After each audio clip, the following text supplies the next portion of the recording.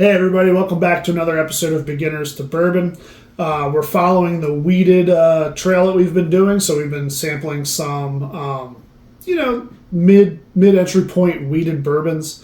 And this one here from Star Hill Farms. So this is a 2025. So this is like our third take, and Sarah's been laughing a lot because I keep calling this a 2005. So I wish we had like a blooper reel, or if we were like that advanced in our video editing that we could like put that at the end, because I would look like an idiot. But anyway, so Star Hill Farms 2025. Yes, 2025 was the first year this was released. It is a grain to glass. All the grains, everything, from their area put into this whiskey. So they're owned by Maker's Mark.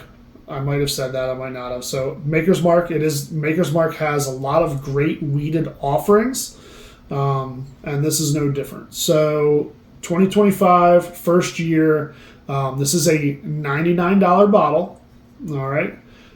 It is a 750 milliliter bottle, and the reason I say that is because from 2025 to 2026, the bottle went 50 milliliters less. So for this one, you're getting the full 750, the 2026 version, which is a different mash bill. It's not the same as this. It is a different mash bill.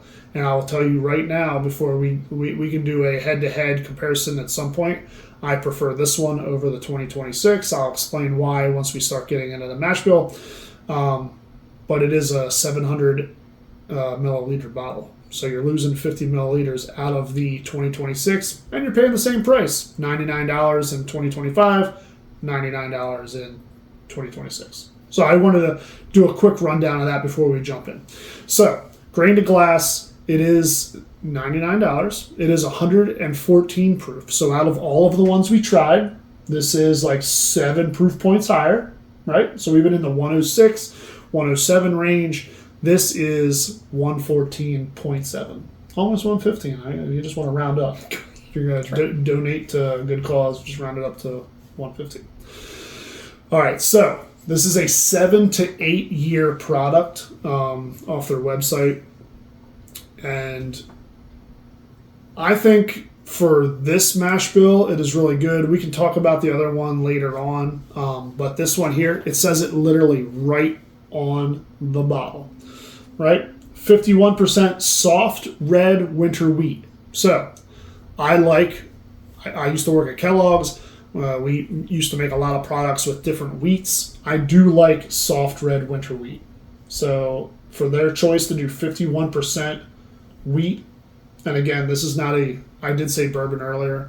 I apologize. This is a whiskey. There's no corn whatsoever. Right? It's all wheat and malted barley. So 51% red winter wheat, 27% malted soft red winter wheat. So you guys can get on Google and look up the difference between malted versus not. And then it is 22% malted barley. So this has a lot of wheat.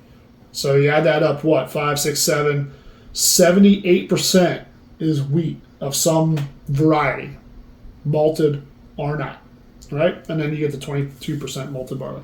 So the reason I like this one better than the 2026 is because this one is mostly wheat. It is a nice wheated bourbon.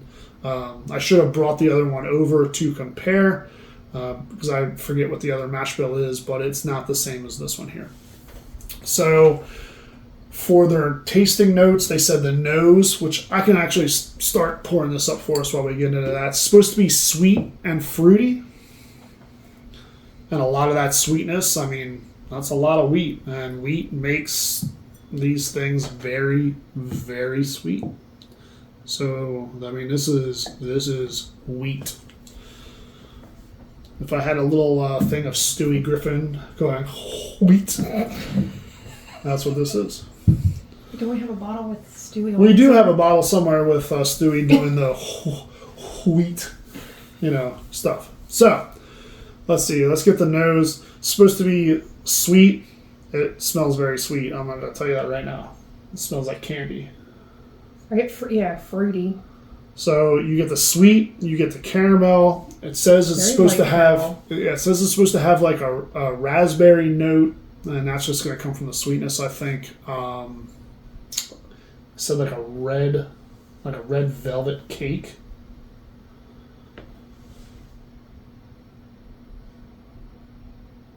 It's just like sweetness overload. I don't know if I'm getting cake. No, I mean, or I think it's like stuff my like a face in baking it. something, I guess, but yeah.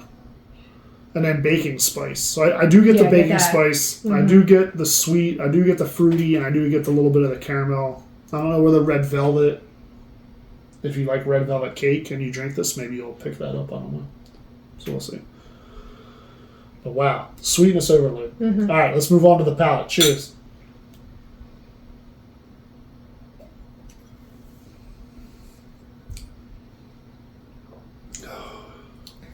So I get a little burn on the top of my mouth.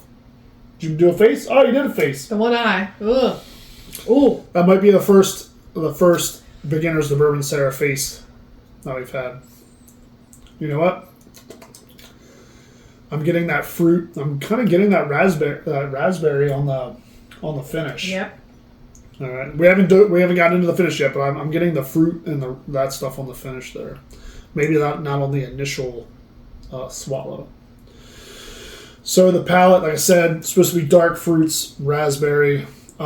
They do say like a dark chocolate. I was just about to say. So a lot of wanted to say chocolate. So a lot of weeded malted stuff. I mean, you're gonna get like a chocolatey flavor towards.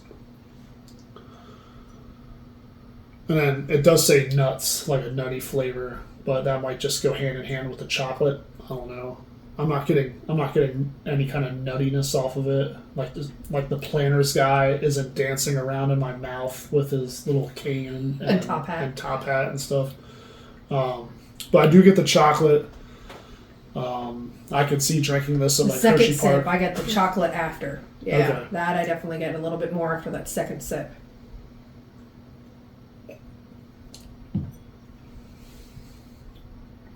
You get the fruit at first, Mm-hmm. then that aftertaste on that second sip is a little bit more of that dark chocolate. Yeah. So the second sip, I threw it in my mouth right away. Fruit, raspberry, it's there. The little bit of burn is still there. Mm-hmm. Not the Kentucky hug. I don't feel it here. No, There's absolutely. there's Nope. nothing down deep. There's nothing from the throat Yeah, no. down. It's all in the mouth. All of it's Absolutely. any of the heat, and that could be the baking spice where it's all in the mouth. But yes, I get a lot of the fruits. I think the fruit outweighs the chocolate. Mm-hmm. I don't know if I got any caramel. I got caramel on the nose, but I didn't get caramel on the palate. No. But overall, I mean, it's a solid pour. I like what Maker's Mark is doing. I'm not a huge fan of like just regular Maker's Mark stuff. I know Sarah's mom is, so shout out to Sarah's mom. She loves Maker's Mark. But what's cool is if you want to be a Maker's Mark brand ambassador, go to the website, sign up. When you sign up, your name goes on a barrel, and in 8 years from when you sign up, you'll probably forget about it. I'm sure they'll email you. But you'll have your own barrel, probably with a bunch of other people. The whole barrel's not going to be yours, I don't think. Mm-hmm. But you can go down to the distillery and bottle your own barrel that went into production when you became an ambassador. My friend Nick Oakes, shout out buddy, he went down for a work trip. We were going to go for her work. Unfortunately, we weren't able to. We really wanted to because they went down for a... I forget what it was called. For whatever they were doing for work. Yeah, they were doing like a convention. Yeah. And they went to the Kentucky Bourbon Trail. They went to Buffalo, a bunch of places, Buffalo Trace, things like that. But then they also went down to Maker's Mark. He was nice enough, like he told him, hey, my buddy's an ambassador. So he brought me back some really cool like ambassador pins. They'll do some ambassador-only releases. I do have a bottle of that. I should have set that aside to show you on the video. So we do have, I think they're maybe up to batch 3 now for the ambassador-only releases. I have never seen one of them secondary. Every time I get on unicorn auctions, I'll give them a little plug because they've taken like thousands of my dollars with fees and shipping and stuff, right? But I always look because I want to see what that bottle would be on the secondary market. I've never seen one. Absolutely crazy. So you ambassadors out there, props to you. You're not flipping your bottles. I appreciate that because, guys, we're not trying to drive prices up. That's BS for everybody.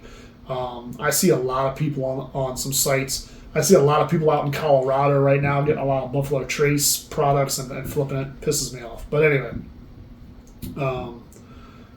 go to Maker's Mark, sign up, become a brand ambassador, get your name on there. You go down and bottle over and stuff. Cool program. I'm starting to ramble, so I apologize. So let's score this real quick. I'm sure you already have yours because Sarah. No, I was being patient. Sarah waiting. is the straight A student of this academy.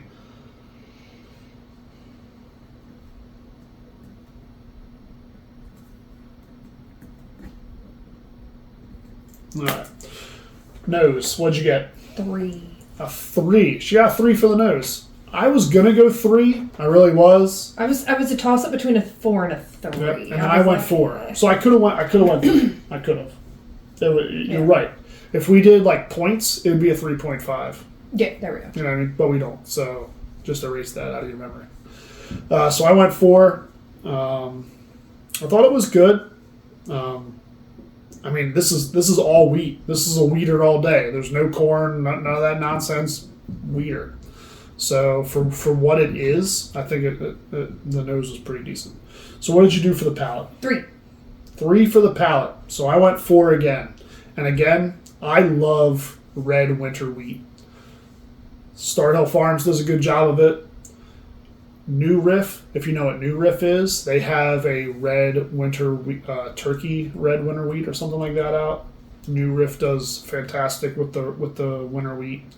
I like it. I like the winter wheat in wheated products. I think it's really good.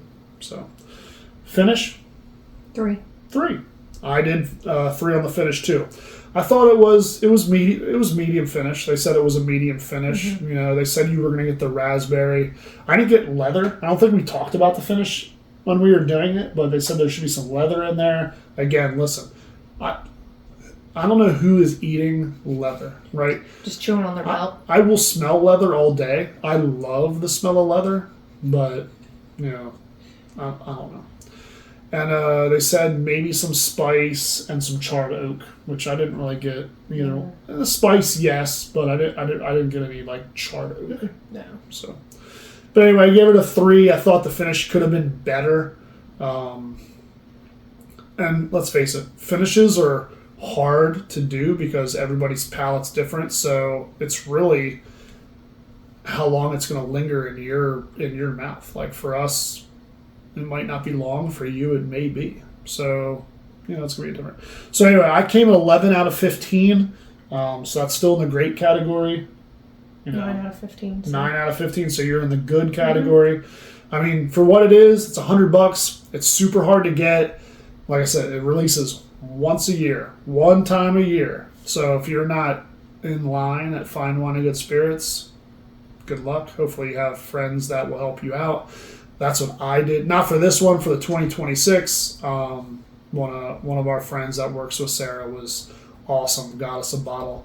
I was actually able then to acquire some on my own, but after drinking the 2026, I wasn't as impressed as this one. I thought this one was way better than this year's release. So I may have some of those up for grabs here soon. Follow me on Facebook and Instagram. You know, maybe you'll get lucky, and if you want a 2026 bottle, I'll have it for you. All right. So thanks for watching. You guys have a good night.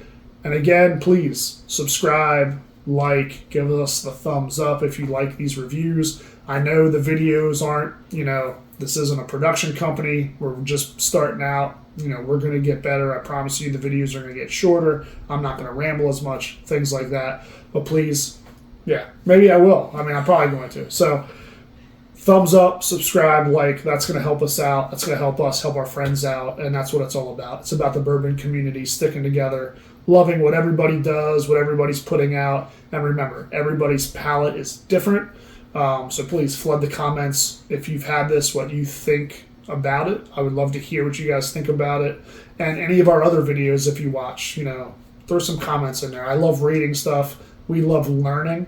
We're all about learning, so the more we hear from others, the better we're going to be. So, all right, well, have a good night, and we'll see you on the next one.